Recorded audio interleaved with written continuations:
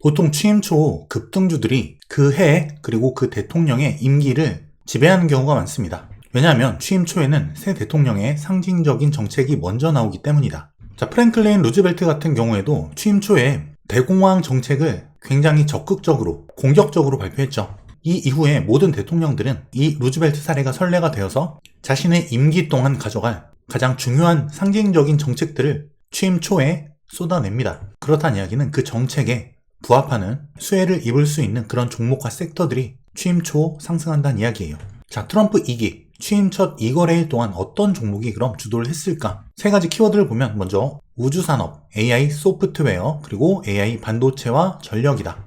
특히 소프트 AI가 주도하는 첫 2거래일이었는데 기존의 엔비디아 같은 AI 하드웨어가 주도하는 장세였다면 소프트 AI들이 취임 첫 2거래일 강세였다. 그리고 특히 최고의 수익률을 보인 섹터는 우주와 소프트웨어였습니다. 전반적인 AI 위주의 상승 속에서 AI를 돌리기 위한 인프라, 기본 중의 기본이죠. 바로 전력인데 이 AI 인프라, 특히 전력 부문에 강세가 눈에 띄었습니다. 여기에 더해서 로봇, 전반적인 AI 위주 상승, 그리고 AI 인프라, 전력, 그리고 로봇. 자, 이런 형태로 취임 초기 증시가 흘러갔는데요. 자, 그럼 국내 증시는 어떨까? 기본적으로 2025년은 국내 증시 기업 이익 전망 컨센서스가 다소 하락하는 미증시보다는 실적 측면에서는 좋지 않다. 하지만 환율 모멘텀이 있습니다. 뒤에서 볼 텐데 실적보다 환율 모멘텀이 이끌어갈 수 있는 25년 상승 장세가 가능할 것이다. 자, 먼저 트럼프 첫 2거래일 상승률 상위 기업을 볼게요. 먼저 트럼프가 금리와 물가 하락에 대한 압력, 비트코인 부양 압력, 또 AI, 특히 에너지 비축에 의한 이 트렌드를 리드하고자 하는 의지를 강하게 표출하면서 어느 정도 트럼프 2기의 모멘텀과 그 특성이 보여지기 시작합니다. 그리고 특히 이 거래일 동안에는 우주산업, 로켓랩, AI 소프트웨어, 오라클, 시에나, 팔란티어, 그리고 AI 반도체, ARM, 코이런트, 모노리틱 파워, 그리고 전력 부문에서는 버티브, 카메코, 비스트라 에너지, 이런 종목과 섹터들이 굉장히 강세를 보였다. 그리고 이에 더해서 AI 주변 기기와 AI 로봇까지. 자, 이렇게 전반적으로 AI가 이끄는 트럼프 취임 이후 강세 특성을 보여주었다. 전반적으로 AI 위주의 상승이 보여졌다는 거고요. 여전히 AI는 25년에도 메인 테마가 될 것이다. 메인 투자 아이디어가 되겠죠. 특히 이러한 장세에서는 같은 AI라도 대형 종목이 먼저 간 다음에 중소형주들이 순환주 급등 랠리를 반복해서 이어가는, 순서대로 순환하는 이런 장세가 펼쳐지는 경우가 많기 때문에 이런 경우에 급등이 이미 나온 하나의 종목보다는 같은 섹터인데 아직 오르지 않은 그 다음 종목 2등주, 3등주가 되겠죠? 랠리가 아직 나오지 않은, 이렇게 상승하면 자금 이동, 상승하면 자금 이동, 이런 형태로 복리 수익을 얻어가는 편이 더 좋다. 해당 하나의 종목에 괜히 목매고 하나에 물렸다가는 해당 종목 전체 파동이 끝나고 하락하는 시점 큰 손실을 입을 수 있기 때문에 이런 부분도 우리가 분명히 염두에 둘 필요는 있다. 종목보다 섹터 자체에 집중하는 편이 좋을 수 있다는 거예요. 이렇단 얘기는 그 섹터에 대한 ETF 투자도 하나의 선택지가 될 수 있다는 말이 되겠죠.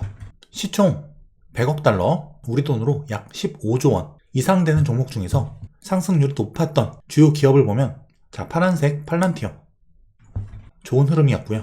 그리고 우주산업, 로켓랩, 그리고 로봇, 네비우스까지 확실히 취임식 이후 이러한 형태의 종목들이 좋은 흐름을 보여주었다.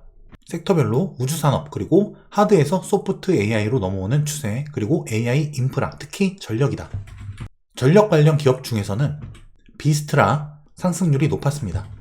특히 AI 수요가 급증하면 급증할수록 반드시 필요한 산업은 에너지, 특히 전력, 그리고 에너지 저장 산업, 이런 인프라 섹터들이에요.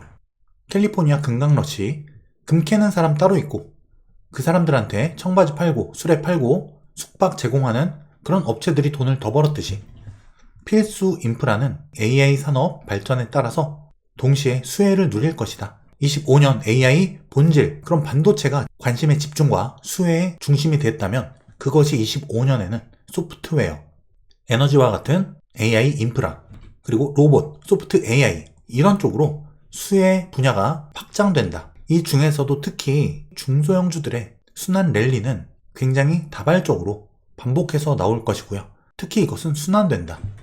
제가 말씀드린 급등 이후 자금 옮겨서 안간 종목 타고, 급등 이후 다시 자금 옮겨서 안간 종목 매수, 이런 형태 투자가 25년에 굉장히 좋을 수 있다. 자, 그리고 상승장 증시 흐름 내에서 특히 지금처럼 EPS, 실적, 이익이 우상향 증가하는 과정에서는 이렇게 S&P 500이 중장기 이평선에 안착하면서 시세가 나가는 이런 형태가 보통 나왔습니다. 그렇다면 우리는 이런 장기 이평선 인접 구간, 안착 구간에서 적극적 매수를 진행하고 이 추세를 먹는다. 그리고 이런 구간에 다시 안착할 때 비중 확대, 추세 먹고 비중 확대, 이런 형태가 반복되면 복리 수익도 가능할 것이다. 이것은 기본적인 우리가 가치 매매, 가치 투자 관점으로 볼 때도 동일한 아이디어예요. 쌀 때 비중을 늘리고 매수하고, 본 가치, 적정 가치와 오버슈팅, 밸류가 비싸졌을 때 매도하듯이 똑같다. 비싼 밸류에서는 사는 게 아니라 이 추세와 수익을 먹는 것처럼 비중 확대와 매수는 쌀 때 하는 것. 물론 이 추세 내에서도, 이런 추세 내에서도 싸게 살 수 있는 구간은 반드시 있죠. 이거는 트레이딩의 영역이고요. 긴 흐름으로 볼 때는 장기 이평, 인접 구간에서 살 수 있다. 비중을 확대할 수 있다. 그리고 지금 국내 증시 모멘텀이 될 환율 하락에 대해 알아볼게요. 2008년 글로벌 금융위기 환율 1,500원이 넘었다.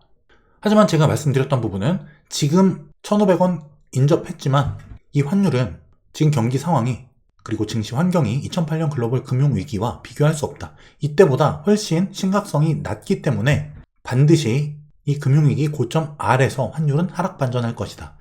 그래서 환율은 올라가면 올라갈수록 오름숏, 올라갈수록 숏배팅, 환율이 올라가면 올라갈수록 하락에 추가적으로 베팅했을 때 결국 하락이 나오면 큰 수익이다. 이게 오름숏 배팅의 개념인데요. 결국 환율은 1,500원 인근에서 크게 빠지고 있다.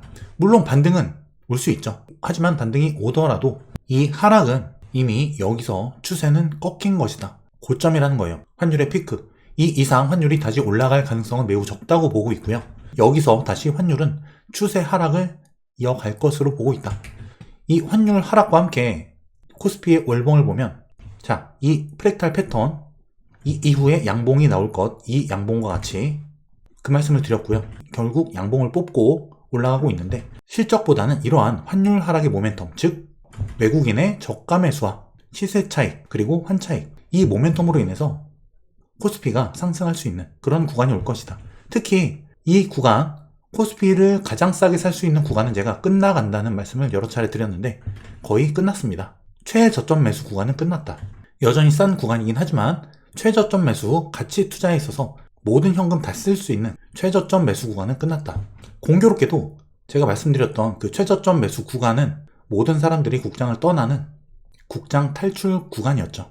이런 아이러니한 상황은 항상 동일하게 반복이 될 것이다. 과거에 100년 전에도 그랬고요. 지금도, 그리고 100년 후에도 똑같이 벌어진다. 쌀 때 사는 걸 못하기 때문에 사람들은 이 추세가 다 나온 다음에 고점에 비쌀 때 물려서 폭락 이후 최저점 바닥에서 손절한다. 이런 상승장일수록 포모와 본능에 의한 투자를 벌여야 되는 이유입니다. 2025년을 리드할 이러한 섹터들 눈여겨보시고요. 다만 시세가 많이 나온 종목이 많기 때문에 진입이나 투자에는 내 기준점이 필요하다.